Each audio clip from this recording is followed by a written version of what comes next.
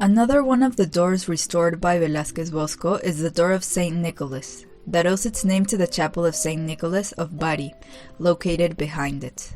We see on this side a homogeneity in its ornamentation which the western wall lacks of.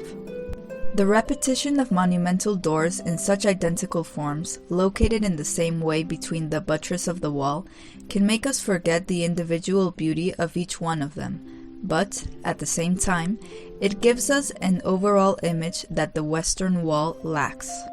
The next restored door, as we check its condition and great similitude with the previous one, is the old door of the Conception.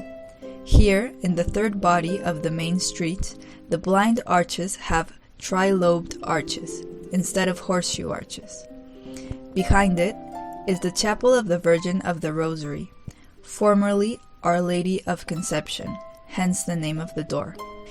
It is located between the door of St. Nicholas and the door of St. Joseph. This is one of the 5 doors restored in 1913 by Velázquez Bosco, who had the valuable help of Mateo Inurria, a sculptor from Córdoba of Basque origin. He himself made the replica of the coffered ceiling inside the mosque cathedral, which we find in the mosque of Abderrahman I and the extension made by Al-Hakem II. We appreciate the 3 parallel streets we have already seen in previous doors divided into 3 bodies.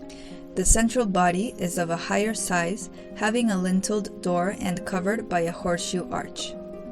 It is covered by an alfiz and a baseboard of blind arches over it. We see double arches on the intermediate lateral bodies. Double arches are twin arches, and the name comes from the word Gemini.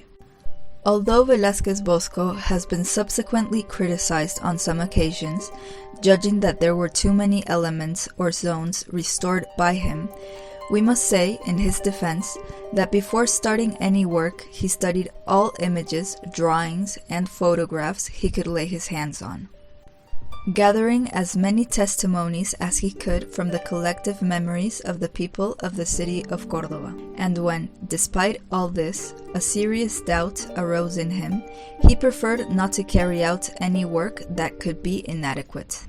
An example of this are the first 2 doors on this side, the door of Jerusalem and the door of the sanctuary, which he preferred not to restore after finding differentiating elements in them in comparison to the other 5 doors he did restore.